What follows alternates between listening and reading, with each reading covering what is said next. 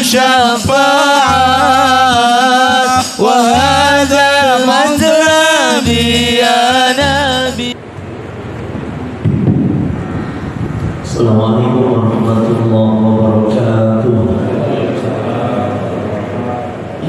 Alhamdulillahirabbil alamin.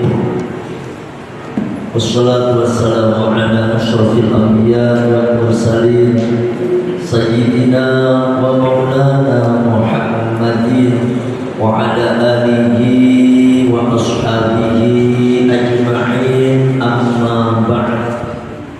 Bismillahirrahmanirrahim. Kita lanjutkan bahwasanya masih berkenaan dengan pemberontak. Ya, pemberontak. Siapa itu pemberontakan? Pemberontak sekumpulan orang, lebih dari 3 orang, 3, 10 dan seterusnya. Karena kaum itu lebih dari 3 orang. Dia orang muslim, tetapi mereka bertentangan dengan pemerintah, yaitu bertentangan dengan pemerintah. Bahkan mereka mempunyai satu kekuatan seperti tentara, di mana mereka dikhawatirkan akan menyerang pemerintahan yang sah, sehingga ini dinamakan dengan pemberontak. Ya.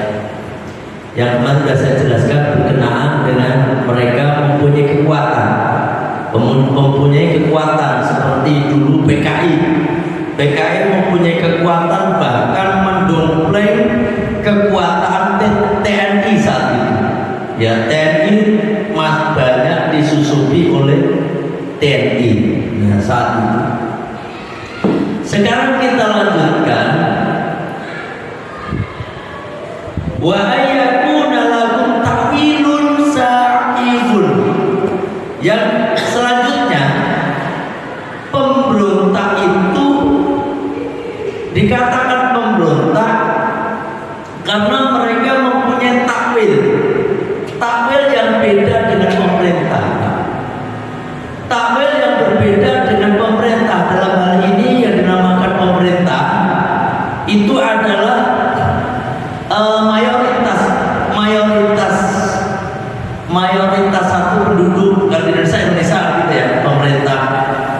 Kalau zaman dulu yang namanya pemerintah ya Khalifah Abu Bakar, Khalifah Umar, Khalifah Utsman, Khalifah Ali. Itu namanya khalifah. Nah, mereka mempunyai pemahaman yang beda dengan pemerintah. Seperti pemerintahan Sayyidina Ali. Waktu pemerintahan Sayyidina Ali, ya, itu orang Khawarij keluar dari pemerintahan Sayyidina Ali, ya toh. Orang Khawarij ini namanya juga Khawarij, orang-orang yang keluar. Di situ kan ada pro 2 tuh, ya, pemerintahan Sayyidina Ali dan Muawiyah dan Khawarij ini. Nah, mereka mempunyai pendapat bahwasanya Sayyidina Ali tidak adil. Kenapa tidak adil? Menganggap Sayyidina Ali, kenapa orang yang membunuh Sayyidina Utsman tidak diadili, gitu, ya tahu? Bla bla bla bla bla. Ini pemberontak. Ada lagi di zaman Sayyidina Abu Bakar. Sayyidina Abu Bakar itu ada pemberontak juga, Pak. Ada pemberontak. Mereka itu siapa? Yaitu ketika Sayyidina Abu Bakar memutuskan siapa yang tidak mau membayar zakat maka dibunuh. Mereka hanya menganggap, wah, ini Abu Bakar seenaknya sendiri, ya toh? Abu Bakar ini seenaknya sendiri. Zaman Kanjeng Nabi nggak ada perintah kok. Tapi karena waktu itu Sayyidina Abu Bakar adalah pemerintah yang sah, yang diakui oleh mayoritas kaum muslimin saat itu, maka orang-orang yang menentang ini dinamakan pemberontak. Menurut zaman Sayyidina Abu Bakar itu begitu, Pak. Orang nggak mau bayar zakat, bunuh. Itu ya Sayyidina Abu Bakar. Terus zaman Sayyidina Umar bin Khattab. Zaman Sayyidina Umar bin Khattab lebih keras lagi. Orang yang gak mau sholat dibunuh pokoknya. Waduh, ini kalau orang gak mau sholat dibunuh entek kan. Di Indonesia ini kalau orang gak mau sholat dibunuh entek. Wes entek pokoknya. Ya toh? Nah, jadi dinamakan pemberontak itu tadi saat kemarin mempunyai satu kekuatan yang penuh yang bisa melawan kekuatan pemerintah. Dalam hal ini Indonesia itu punya kekuatan yang namanya TNI. Itu urusan pertahanan dan ketahanan wilayah dari Indonesia. Ada keamanan dalam siapa? Polisi. Kalau polisi ada gak aman. Kalau TNI itu urusan sama luar negeri, Pak. Ya, menyangkut keamanan nasional ini. Nah, itu TNI. Kalau polisi berkenaan dengan keamanan dalam negeri, kayak maling, ya toh, kayak nggak taat nggak pakai SIM, nggak pakai helm. Itu tugasnya apa? Tugasnya polisi, bukan TNI. TNI nangkep orang nggak pakai helm salah, Pak. Gitu, karena itu bukan tugasnya gitu. Nah, itu punya kekuatan. Yang kedua apa tadi? Mereka mempunyai takwil. Jangan takwil ini padahal takwil yang sudah diputuskan oleh pemerintah itu adalah keputusan mutlak dari seluruh pendapat penduduk. Kalau di kita ini bahkan nih, kalau di negara kita ini Pak, pengen bikin undang-undang itu harus disetujui oleh rakyat. Dalam hal ini rakyat diwakili oleh DPR gitu. Jangan-jangan buat saya nggak pernah diajak bicara. Itu DPR itu perwakilannya jenengan semua. Kayak Pak Presiden pengen bikin undang-undang apa, kepres, harus disetujui oleh DPR, Pak. DPR nggak mau nyetujuin kagak jadi. Ya tuh, undang-undang ini, undang-undang itu, bahkan sampai apapun lah itu harus disetujui oleh DPR. Bahkan kadang-kadang DPR ngajuin satu apa itu, tapi kalau pemerintah nggak tanda tangan juga nggak jadi juga. Jadi dua hal ini harus berbarengan gitu. Nah, kebetulan yang kedua ini takwil. Orang pemberontak ini mempunyai pemahaman sendiri dalam hal pendapat apa, sehingga pemerintah bisa memerangi mereka. Ya. Walayuk talu, dan tidak dibunuh asiruhum tawanan mereka. Terus selanjutnya nih masih berkenaan dengan pemberontak. Nih, pertama pemberontak itu diingatkan, ya, diingatkan.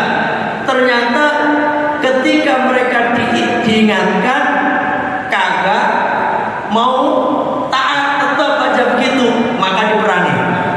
Ketika diperangi, maka mereka ditawan.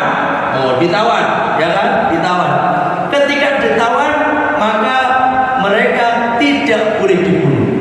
Nah, tidak boleh dibunuh.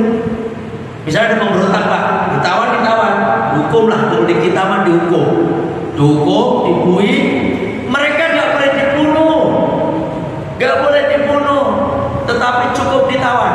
Nah, ini aturan dalam menghadapi pemberontak. Terus wala yunam maluhum, tidak dijadikan ghanimah harta mereka. Artinya apa? Nih Pak, dulu itu kalau perang kaum muslimin dengan kafir, ketika menang, maka yang menang itu harta-harta yang kalah akan diambil, jadikan barang ghanimah namanya, barang rampasan perang, kemudian dibagi kepada yang ikut perang dan sebagainya. Nah, kalau pemberontak enggak, ketika kita numpas pemberontak, maka hartanya pemberontak itu enggak boleh dijadikan yang namanya barang ghanimah. Dikasihkan ke siapa? Dikasihkan kepada keluarganya. Kagak boleh diambil oleh pemerintah. Tuh. Terus apa lagi? Wala yudaffafu ala jarihim, dan juga tidak dipercepat ala jarihim, atas luka-luka mereka. Jadi gini, ketika kita menumpas pemberontak, perang pastinya. Kayak kemarin PKI musuh pemerintah gitu ya, waktu zaman PKI. Nah, ada yang terluka Pak, ada yang terluka, maka tidak boleh kemudian dipercepat kematian. Ini udah luka, dibunuh nggak boleh. Tetapi diapain? Diobati. Tuh. Tetap dikasih tahu, sadar ya Mas, sadar ya, apa yang sampai lakukan itu salah. Kembali ke taat kepada pemerintah, taat kepada kaum muslimin pada umumnya. Namanya orang apa? Namanya orang itu keputusan itu pasti beda. Punten nyuwun sewu. Jenengan yang pernah jadi RT, ya toh? Yang pernah, apalagi yang RW lebih gede lagi. Jadi RT aja itu pusing, jangankan RT, korlap. Ada korlap kan? Koordinasi lapangan. Di bawahnya RT itu ada korlap. Kalau di perumahan-perumahan semacam Imanan yang saya tahu ada korlap blok L, korlap blok apa gitu. Itu korlap. Itu orang ngadu ke saya padahal korlap belum ada ngadu. Aduh, pusing ngadepin orang. Ya Allah, padahal baru korlap. Naik lagi RT pusing lagi lebih. Karena apa? Yang dihadapi adalah manusia. Manusia itu pasti beda, pandangannya beda. Jangan saya Pak. Ini juga bisa keluar dari tema nih. Jangan punya istri 4 misalnya ini. Stres Pak. Istri 1 aja pusing sampai. Ya toh? Istri 1 loh, jamnya yang dari bla bla bla, masih aja susahnya minta ampun, apalagi Pak. Nah ini keluar tema ini mah, bukan terus mohon maaf ya, yang punya istri lebih dari 1 ini ngenain saya. Namanya ini ceritanya. Begitu juga pemerintah, apalagi kayak yang namanya Indonesia ini Pak, Negara Kesatuan Republik Indonesia NKRI, Masya Allah, dari Sabang sampai Merauke. Dari apa? Poliroti apa namanya? Poliroti, pokoknya pulau roti sono. Ya Allah, beda-beda Pak, beda-beda. Jangankan seperti itu, warna kulitnya aja beda. Saudara-saudara kita yang ada di Indonesia bagian timur sana beda dengan warna kulit kita, bahasanya pun beda, ya kan? Jawa Barat, Jawa Tengah, Jawa Timur, sama-sama Jawa, itu beda bahasanya. Apalagi pendapatnya pasti beda. Nah, ketika semua itu sudah diputuskan dalam satu undang-undang, maka semua orang dari kesatuan dari rakyat dari Sabang sampai Merauke ini wajib taat pada undang-undang ini. Kalau nggak taat, berarti dia pemberontak. Paham ya? Nah itu. Terus berkenaan dengan ini, jadi ingat Pak, jangankan ini kan sesama Muslim, pemberontak itu sesama Muslim, tetapi dia menyalahi atau bertentangan dengan mayoritas Muslim, itu pemberontak. Orang kafir saja Pak, orang kafir saja kalau sudah masuk Islam haram hukumnya dibunuh. Jadi ingat kisahnya siapa namanya, Usamah bin Zaid. Usamah bin Zaid itu oleh Kanjeng Nabi pernah diutus menjadi panglima perang saat itu.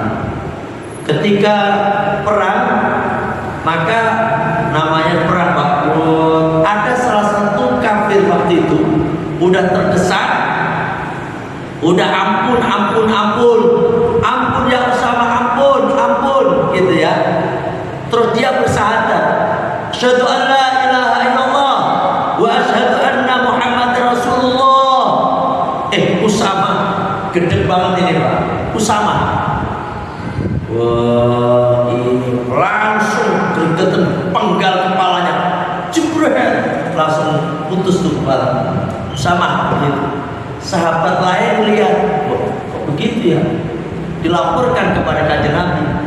Kanjeng Nabi, itu tuh Usama bin Zaid ini pernah menjadi anak-anak Kanjeng Nabi. Ya, pernah jadi anak-anak Kanjeng Nabi. Dilapori Kanjeng Nabi, Usama udah membunuh orang yang udah bersyahadat. Kanjeng Nabi, Usama dipanggil.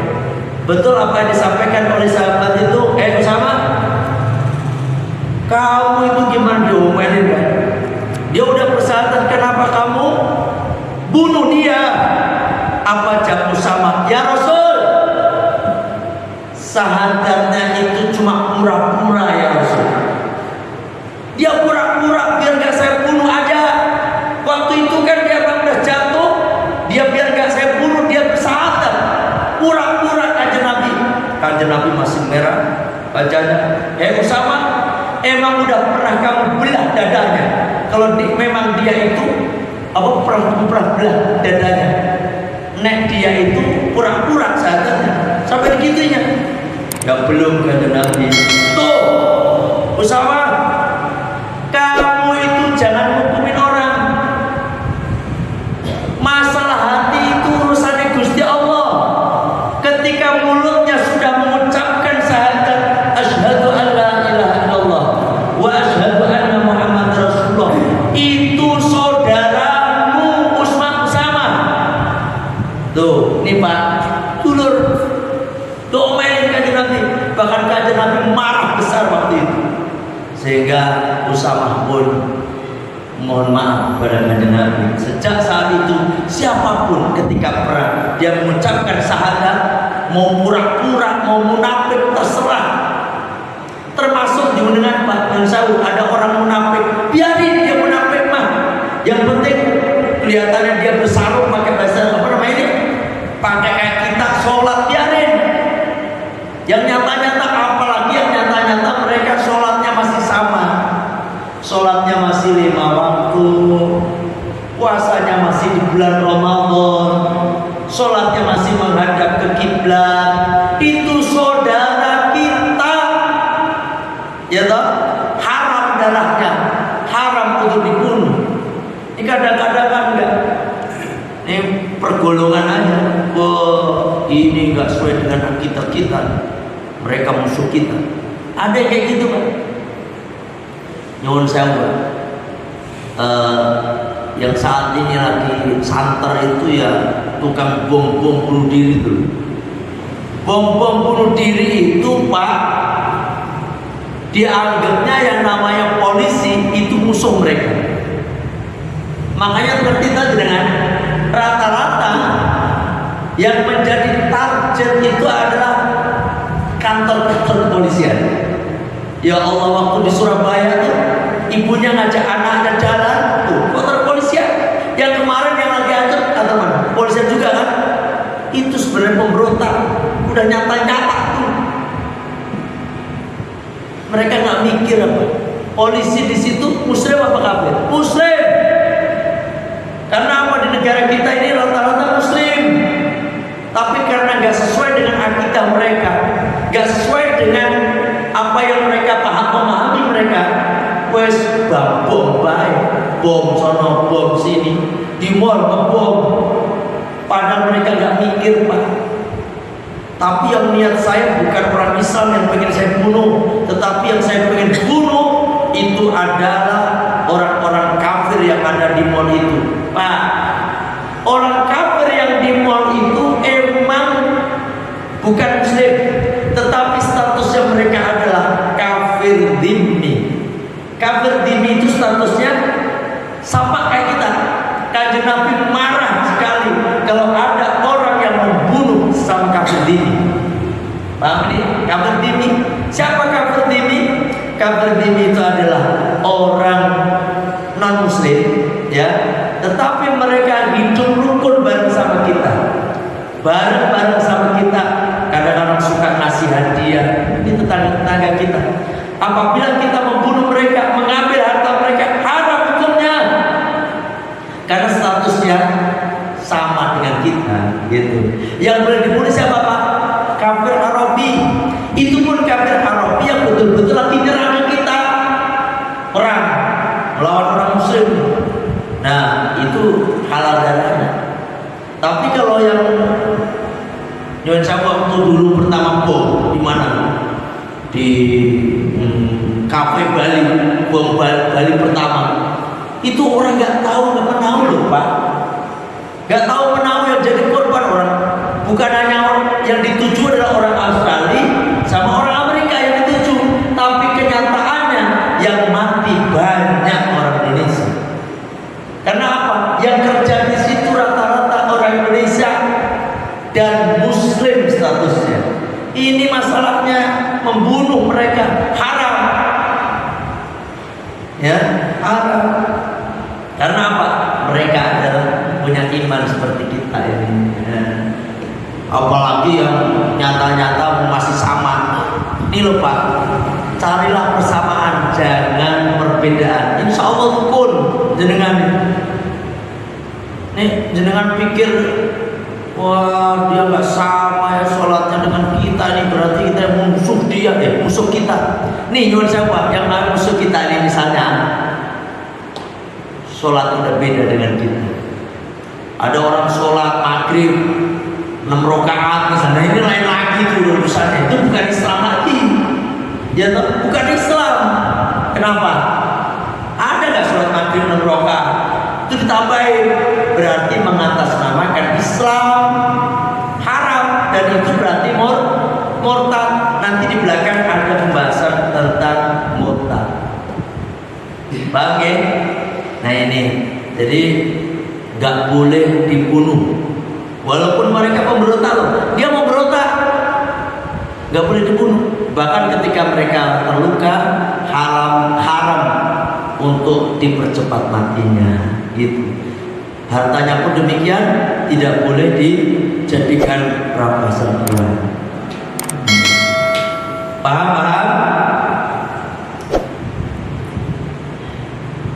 Nah, ini dalilnya.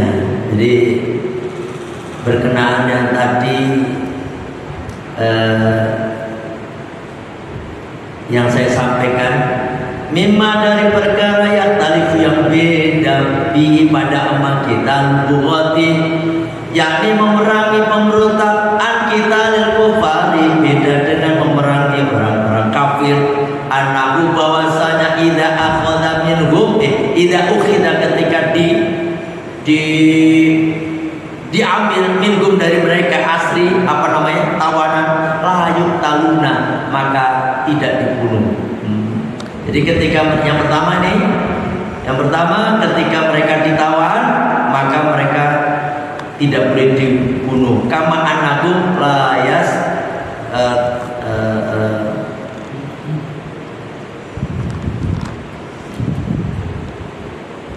balyah basuna, tetapi mereka ditawan saja. Hatta yantahi bakuhum fayutliquna, ketika dia udah istilahnya sadar, ditawan, dikasih kemudian mereka dilepaskan. Sama yang dilakukan di negara kita, sama Pak. Nih, tukang bom Bali, bukan bom Bali, tukang ngebom, teroris itu dibunuh apa ditangkap Pak? Ditangkap kan? Ditangkap. Kayak kemarin banyak sekali orang mantan teroris, walaupun ujung-ujungnya ngebom lagi kemarin, ya toh? Tetapi kan gak semua Pak. Mantan teroris banyak yang sadar, kemudian dilepaskan. Bahkan sekarang banyak mantan teroris itu yang menjadi asuhan Gus Bahar. Mereka suruh memilih Pak, Sampai kalau mau jadi berguru, guru kemana? Ternyata mereka memilih Gus Baha sebagai gurunya, gitu. Sehingga mereka sadar lagi. Nah kalau udah sadar begitu Pak, makanya Gus Baha juga kadang-kadang ngajar di tahanan-tahanan teroris itu, ya kan? Sehingga mereka sadar. Nah kalau udah sadar, mereka dilepaskan. Ada kemarin kan ada ya Pak, yang ngebom terakhir di mana? Di mana itu Pak? Di Bandung itu ya. Itu katanya juga mantan teroris ya. Mantan teroris, banyak yang komentar, kenapa sih dilepasin bla bla bla bla segala macam.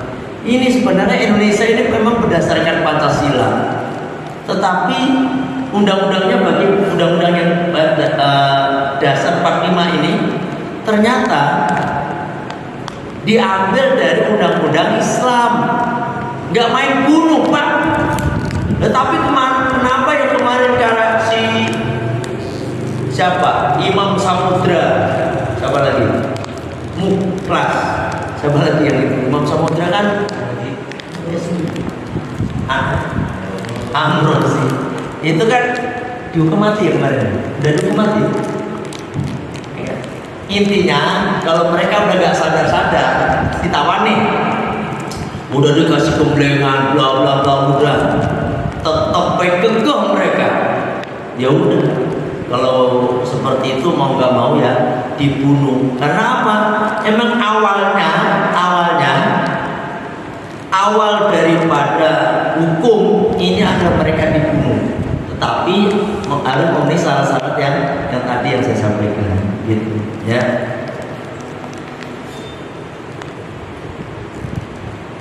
Wa idza ukhidat minkum, ketika diambil minkum dari mereka amwalu, harta-harta, la tuksam maka tidak dibagi, kama tuksamul al-ghanaim, sebagaimana dibaginya barang ghanimah, harta ghanimah, harta rampasan. Ini bal yufadu, tetapi harta itu harus dijaga hatta idza tahaqqat, sehingga dia itu sadar selesai bagi hukum rasa pemberontakannya mudah kemudian dikembalikan ilaihim kepada mereka.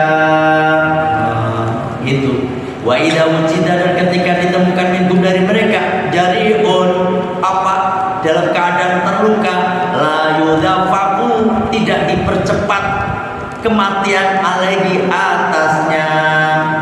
Nah ini dalilnya ya. Ini berkenaan dengan pemberontak. Ada yang nanya berhubungan pemberontak ini, ada yang nanya di luar tema, ada yang nanya. Ini kalau pemberontakan ini maka nggak ada, karena kita nggak ada sifat pengen berontak, nggak ada, insya Allah ya, nggak ada ceritanya kita ini pengen menentang pemerintah. Kalau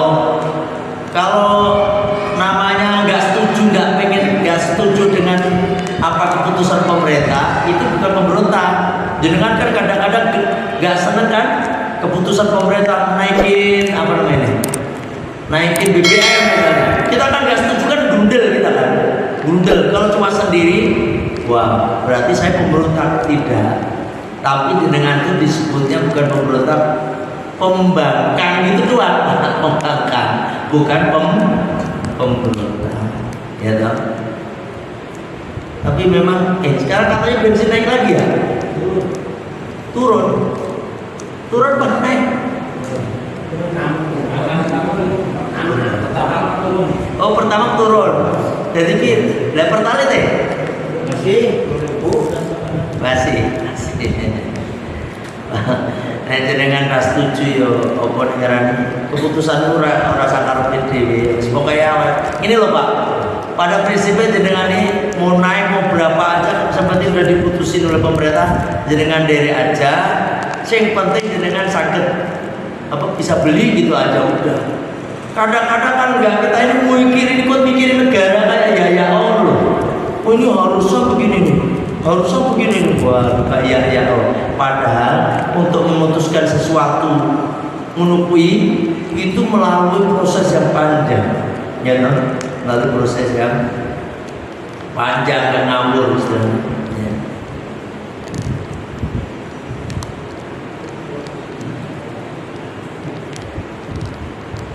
Nih, kita lanjutkan. Wal aslu fi hada, adapun dasar daripada ini, mas sebagaimana hadis riwayat telah meriwayatkan kepada hadis Al-Baihaqi, Imam Al-Baihaqi, an Abdullah bin Umar radhiyallahu anhu, dari Abdullah bin Umar radhiyallahu anhu maqala, beliau berkata, qala telah bersabda siapa Rasulullah sallallahu alaihi wasallam di Abdullah ibni Mas'ud pada Abdullah bin Mas'ud, ya ibna Mas'udin, ibnu Mas'ud, atadri apakah kamu tahu ma hukmullahi fi man bagha min hadhil ummah?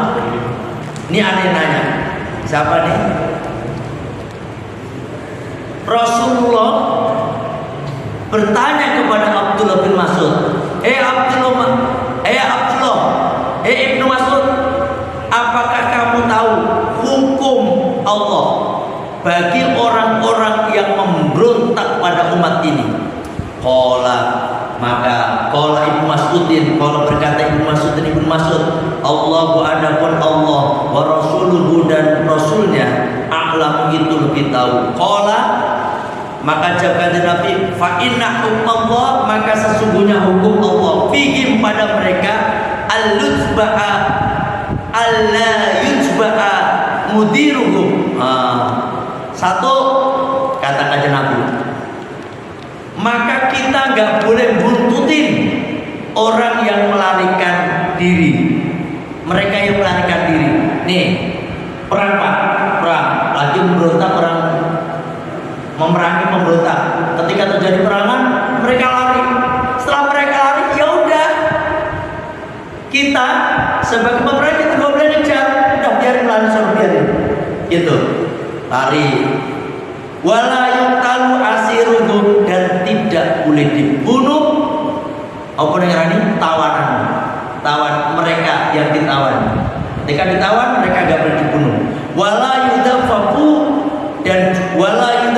dan juga tidak dipercepat kematian ala jari gigim, atas luka-luka mereka. Tuh.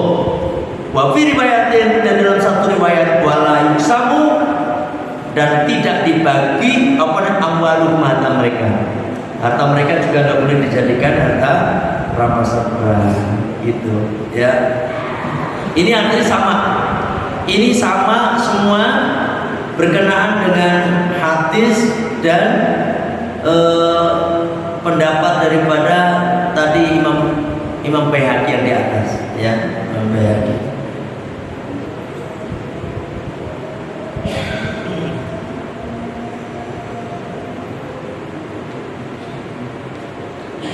Selesai nih pembahasan berkenaan dengan pemberontak.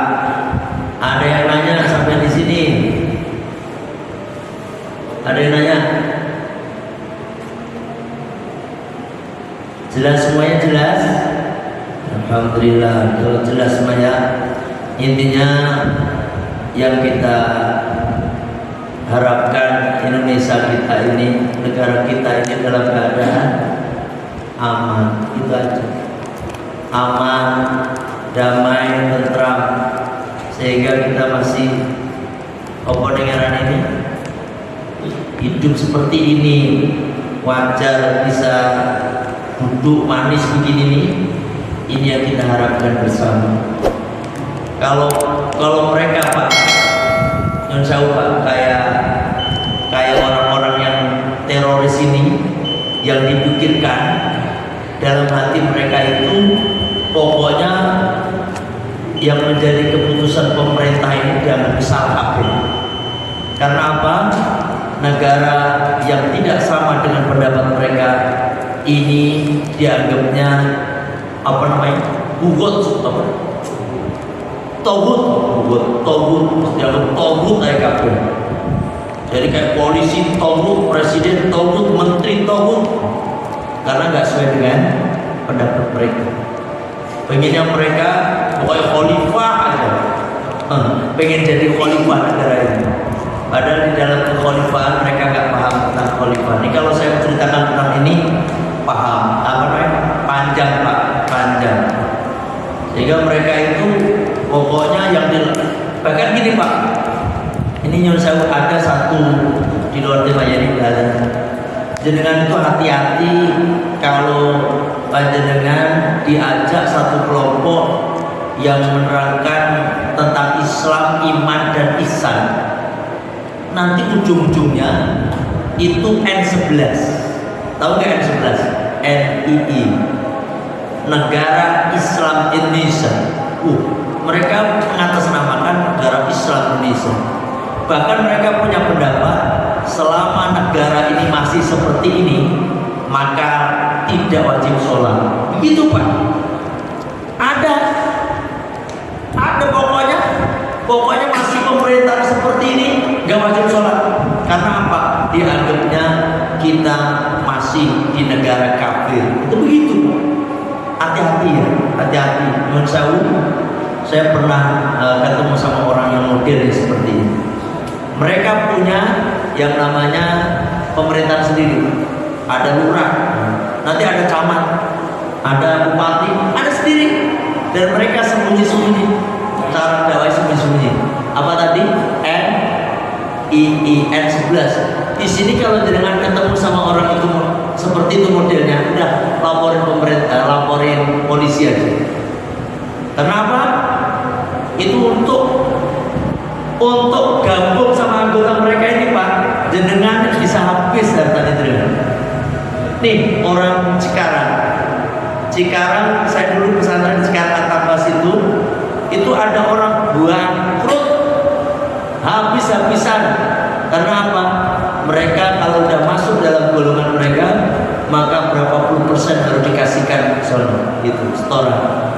Hati-hati, jangan pernah dengar kayak gitu. Pernah dengar? Siapa Pak? Pernah kena juga? Udah keluar? Oh, pernah diajakin? Ya, ini yang kadang-kadang berapa di jenengan, makanya hati-hati. Mengatasnamakan kayak itu N11, NII. Itu pokoknya jelek-jelekin pemerintah aja, ujung-ujungnya nanti tadi jenengan dikuras aja. Ya toh? Itu aja. Saya punya pengalaman panjang karena ini udah isak. Soal lain waktu aja saya ceritakan. Biar jenengan tidak masuk ke dalam kelompok mereka. Ya. Itu aja Bapak-bapak. Sebelum saya akhirin, ziarah keluarga besar Al-Fatihah ini udah mencapai 5 bis, 300 orang. 5 bis. Bagi yang pengen ikut, secepatnya daftar, karena kita segera akan tutup pendaftaran untuk yang mau ikut ziarah, sekaligus untuk dapat ijazah Rotibul Kubro. Ya, itu aja. Kita tutup majelis kita ini dengan baca Sayyidul Istighfar. Bismillahirrahmanirrahim. Allahumma anta rabbi la ilaha illa anta khalaqtani wa ana 'abduka wa ana 'ala ahdika wa wa'dika mastata'tu a'udzu bika min syarri ma sana'tu aqulu laka bi ni'matika 'alayya wa abu bi dhanbi faghfirli fa innahu la yaghfiru dzunuba illa anta astaghfirullahal azim astaghfirullahal azim astaghfirullahal azim subhanaka allahumma wa bihamdika asyhadu an la ilaha illa anta astaghfiruka wa atubu ilaik. Alhamdulillah. Mohon maaf kalau ada kekurangan, ada kekhilafan. Wallahu muwaffiq ila aqwamit thoriq. Assalamualaikum warahmatullahi wabarakatuh.